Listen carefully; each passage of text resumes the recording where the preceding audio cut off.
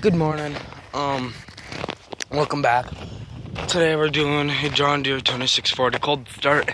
I don't know if it's gonna start or not this morning, and I'm gonna move it to. If I can get it started, I'm gonna move it and do a few different videos. I'm gonna do a few different things with it.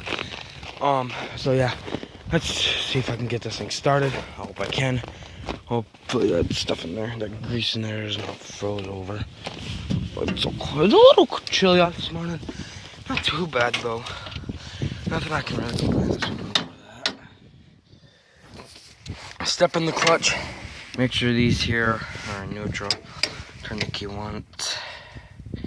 Turn the key.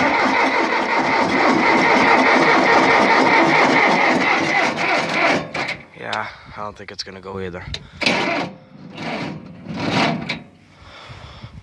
Because these here, that says up, down, dump, or no, dump and scoop. So, yeah, I don't think it's gonna go. Yep, she did. Okay. So, I think the batteries are gone. And if it warms up later too, I can try it then. But otherwise, I don't think it's gonna go.